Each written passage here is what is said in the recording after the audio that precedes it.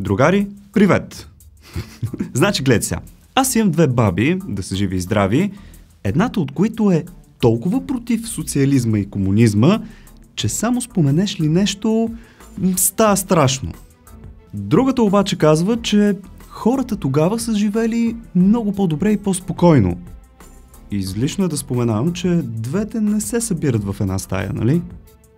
Като цяло темата за социализма в България е доста полярна и затова днес съм решил да сблъскам добрите и лошите му страни през един съвременен поглед. Първата част на това видео естествено ще е положителна, а втората отрицателна. Моля ви, бъдете активни в коментарите и добавяйте още неща, които вярвате, че са важни за този период. Ако съдържанието в канала ви допада, то абонирайте се за него. Напълно безплатно е, пък ще получавате по минимум 2 видеа на седмица. Натискувайки камбанката, тя ще ви известява за всяко едно от тях. Промокодовете за пестене на пари от сайтовете, както винаги, са изписани тук и тук. А ако случайно ви се чете нещо мистериозно и загадъчно, може да вземете някои от трите ми книги за България, света или Вселената. Линкчета към тях има долу в описанието. Благодаря ви. А сега, другари, готови ли сте главата ви да... Бум!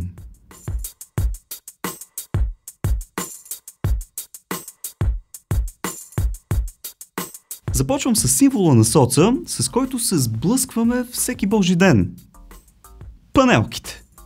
Аз лично живея в такава и съм горд. Причината за построяването им обаче е сериозната жилищна криза от края на 70-те години на миналия век, през която България достига население от 9 милиона души. Да, много сериозен бейби бум. И хората просто са нямали къде да живеят.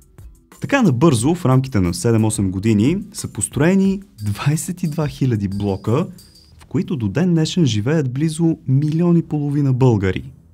Я сега кажете, вие в какъв тип сграда живеете? Къща, нова кооперация или пък горда панелка? Панелните блокове са построени от строителни войски заради бързият и най-вече евтин начин на строителство. Всички знаем, че са съставени от предварително отляти панели и само заварки помежду им. Така един блок е изниквал за около месец, а самият живот на панелката е около 50-60 години. Абе наистина не са много готини на външен вид, особено след тая шарения с санировката, но са значително по-просторни от новото строителство. А небостъргачите през социализма са се строели от горе надолу. Все още в някои панелки може би има хладилник мраз. Символът на българската здравина. Макар и шумен и направо антиенергийно ефективен, те работят безотказно до ден днешен. Ами печката чудо? Как пръщяха дръвцата в нея и цялата стая миришеше на дим? Всъщност поправка. Миришеше на уют и топъл дом през студените зимни дни. Относно храната и стоките като цяло. Макар и силно ограничени и единствено българско производство, те бяха достъпни до всеки. Зеленчуци, плодове, кисело мляко, кашкавал, сирене и много други. В наши дни, за съжаление, изобщо не е така. Не всеки може да си позволи някои храни и лакомства. Знаехте ли, че електрическите възглавници и уделца са били супер модерни тогава и почти всяко семейство е разполагало с такива? Ние също имахме и си спомням, че постоянно гледахме кабелите да не се оголят нещо, че да ни стоплят завинаги. През комунизма бръсненето е било абсолютно задължително. И нашите дядовци не са използвали модерни пяни или гелове, ами крем каро. И са го нанасяли с четка, направена от мечи косми. Изборът на мебели е бил между 2-3 вида. И затова повечето холове са имали еднакви секции, които виждате до мен.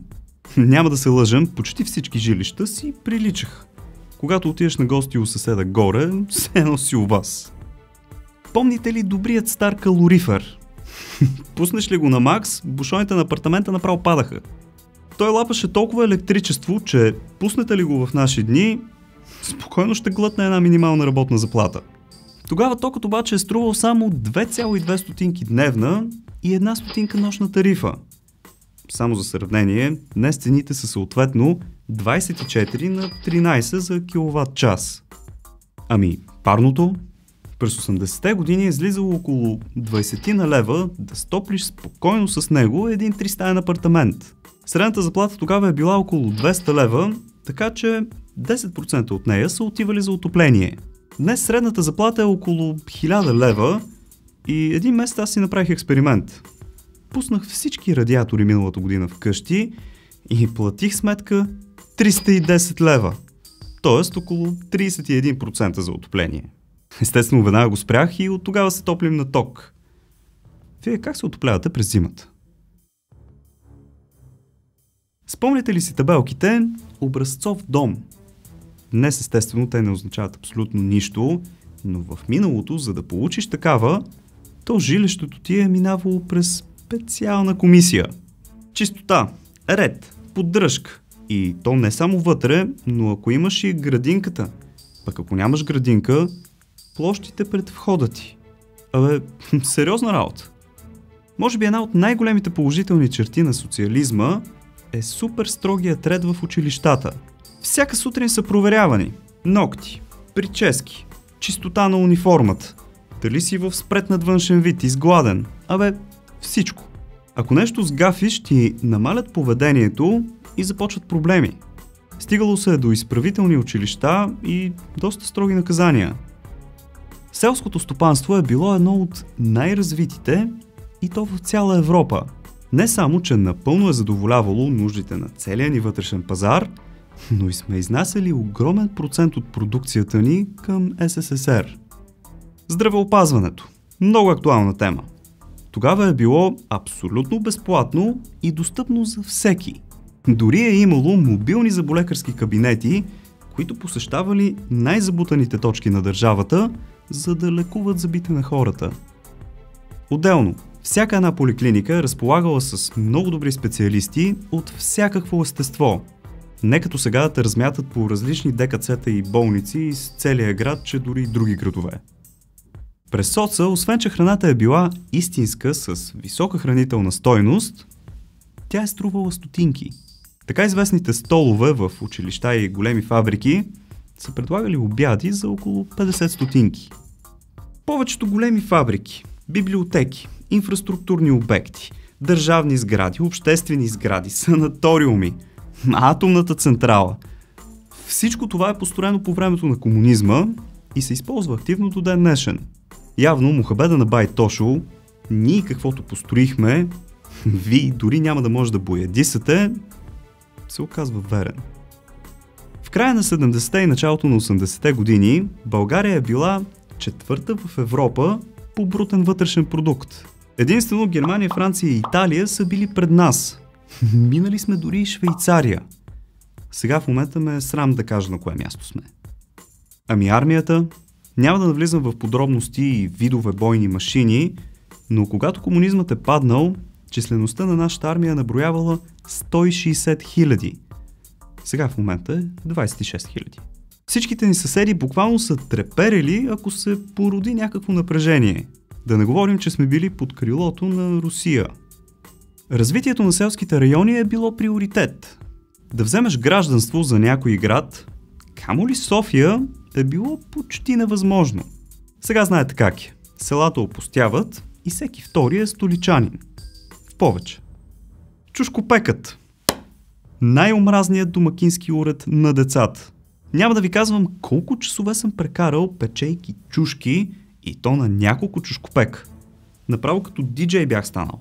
По-големите тарикати пекоха чушките с горелки, ама на мен не ми даваха. Както и да е. Чушкопекът е измислен през 1974 година от Николай Пиперков.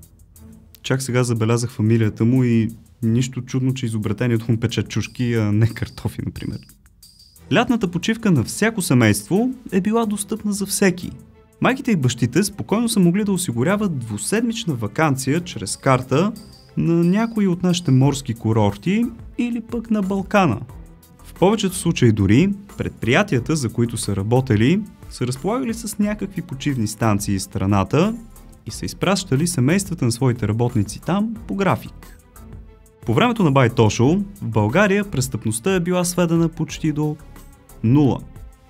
Няма грабежи, убийства, изнасилвания, проституция, наркомания. Нищо. Или поне не се е съобщавало за такива. Ромите са били взимани от ранна възраст в трудови войски и са бачкали там до откат. Всъщност, абсолютно всеки е бил принуждаван да работи. Такова нещо да си лежиш и да чакаш на помощи, забрави. Ще засегнем и света на изкуството. Не напразно възрастните хора в Европа помнят оперните ни изпълнители и се възхищават страшно много на музиката ни. Български певци постоянно са имали участие на европейската сцена. Спорта? През 1988 година сме имали 10 златни медала на Олимпиадата в Сеул, което ни прави 6 в целия свят по медали. Малка държава като България.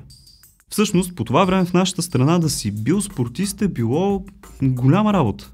А тези, които са се връщали с постижения и са прославили държавата ни по някакъв начин, са били направо като богове. Другари, сериозна работа, нали? Голямо нещо е било България. Това обаче са добрите черти в тези вече далечни времена в историята ни. Ако искате да добавите или да коригирате нещо, направете го долу в коментарите. Сега обаче дойде момента да прасте по един мощен палец нагоре в подкрепа на това видео. Благодаря. Всяко нещо в този свят обаче си има както добра, така и лоша страна. Хайде сега да проверим негативите от този период. През социализма хората са нямали право да напускат държавата ни. Границите са били затворени и ако се пробваш да преминеш и те хванат, голям проблем. Като цяло свободното предвижване е било силно ограничено. А това е основно човешко право.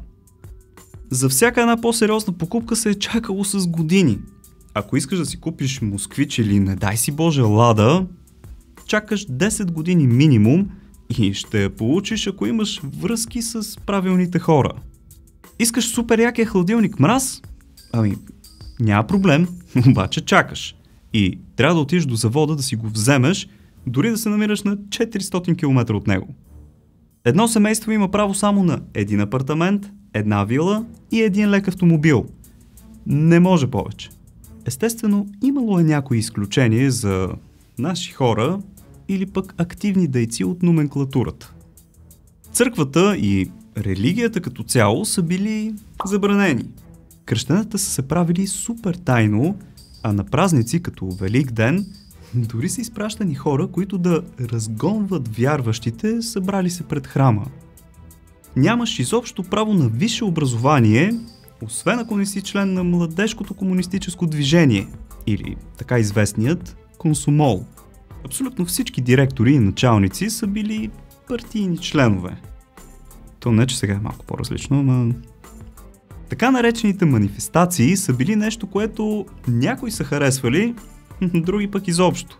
Цели училища и големи предприятия са били изпразвани по време на празниците и са принуждавали учениците и работещите там да маршируват и да крещят партийни лозунги в специални шествия.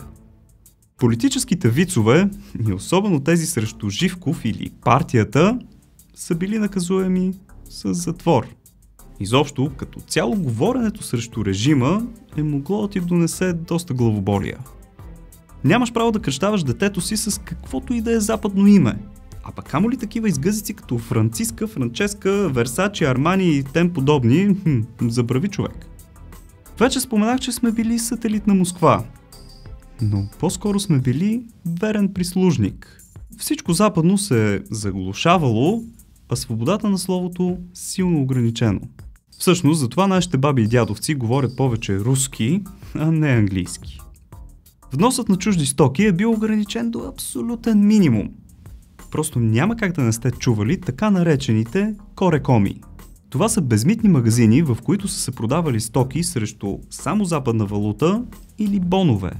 Шоколадовите яйца с играчки, банани и куп неща, които днес са просто ежедневие, са били достъпни единствено за високопоставени лица от партийната върхушка и децата им. Всички останали от простолюдието са били единствено на БГ стоки. Имало е така наречената уравниловка на заплащането на труда. Тоест дори най-работливият, който си е късал гъза от бачкане, с извинение, И този, който се е скатал през цялото време и не е свършил работа за пукнат лев, и двамата са получавали еднакви пари в края на месеца. Днес като застана пред щанда за дъвки, се чуя с къв вкус да си взема. Даже вече почнаха да ги миксира, защото им свършиха. През социализма е имало само един вид дъвка. Идеал. Просто така се е казвало. Не, че е било идеално. Външният вид на хората е бил стриктно регулиран. Такова нещо като дълги коси или пък двудневна брада като тази или пък, не дай си Боже, раздърпани дрехи, забрави човек. Държавна сигурност. Просто няма как да не сте чували тези думи по новините. Така наречените агенти всъщност са си били чисти долни доносници, които просто портили всичко на държавата. Ако се похвалиш на някого, че си се здобил с $10 или марки и смяташ да ги похарчиш в Коракома да купиш нещо на твоето дете и този някой, на който се хвалиш е агент, / доносник, още на следващия ден идват службите, прибират ти парите и тебе и почва разпит. Затова и повечето домоуправители по входовете са били агенти. Ако ваш роднина успее да избяга от държавата, то вие автоматично сте поставени под наблюдение и ако случайно поддържате връзка с него или нея, то ви очакват доста големи проблеми. Емигрантите са били считани за предатели. Държавата е могла да присвои всичко твое, без да дава обяснение. Ако случайно си изобретил някакъв тип машина, която да ти помага в работата и това се е разчуло, идват, взимат ти я, без изобщо да те питат или пък да ти дадат кредит. Политбюро. Това е най-висшият политически орган в държавата, който се е състоял единствено от няколко члена, които обаче решавали абсолютно всичко в държавата. От икономика до изкуство. Такова нещо като народно събрание, гласуване, демокрация... Вносни коли са се карали само от най-високия елит. Тип политбюро. Имало е дори традиция сред обикновените хора, когато се роди дете, да се направи първата вноска за лада от 1500 лева и когато това дете навърши 18 години, то да получи номера си за кола. Имало е само една телевизия и телевизионен канал, която освен всичко, всеки петък е излъчвала единствено руска програма. Ако искаш си направиш купонче с малко танци, тогава ти е трябвало касетофон. Обаче тези руските са били огромни и звучали гнусно направо. Да имаш Sony, Akai или ЖВС е било направо нещо страшно. Да отидеш на ресторант по време на социализма си е считано като безсъбитие. Но лошото било, че повечето ресторанти били еднотипни и сервирали абсолютно еднаква храна. Където и да отидеш, менюто е еднакво. Шопска салата, кебабчета, кюфтета, картофи. Всеки ученик е бил принуждаван на сила да си пише писма с съветско другарче. Сещате се на какъв език. Освен това, учителите ги проверявали и откривали грешки. А пък ако откажеш да изпълниш това нещо, ти намалят поведението. Стоенето на опашки по 1-2 денонощия е било ежедневие, особено ако искаш да си закупиш някаква по-специална стока или най-вече техника, като цветен телевизор, например. Аз какъвто съм фен на техниката, сигурно ще да си изчакам живота по опашки. Политбюро е криело страшно много неща от обикновеното население. Например, за аварията в Чернобил изобщо не се съобщило, макар и руснаците да са информирали нашето правителство. В училищата просто раздали някакви жълти хапченца след това и накарали всички ученици да ги пият, без да се дава обяснение за какво е. Ако си спомняте, в началото започнахме с жилищната криза. Много семейства са били принудени да живеят с децата си, които навършвали 30 години и просто нямали къде да отидат да живеят. И може би от тогава е закореняло в България децата да живеят до около 30 години с родителите си. Социализмът в България винаги е разделял съвременното общество. Някои го харесват, други пък не. Но аз ви съветвам да не бъдете полярни. Това си е част от историята ни и просто няма какво да направим. По-добре се информирайте какво се е случвало и си вземете поуки, вместо да взимате страна. Особено ако не сте живели в този период. Казано просто, хората тогава са имали пари, но са нямали къде да ги харчат. Сега пари няма, но пък има къде да се харчат. Ако видеото ви е харесало, оставете по един палец нагоре. А ако имате нещо да добавите или коригирате, пишете коментар. Абонирайте се за канала много лесно ето тук и цъкнете камбанката, за да получавате известия, когато кача нещо ново. За свободното си време препоръчвам да цъкнете на някой от ето тези двата епизода тук. Гарантирам, че няма да съжалявате. Благодаря ви, другари, че бяхте с мен през цялото време.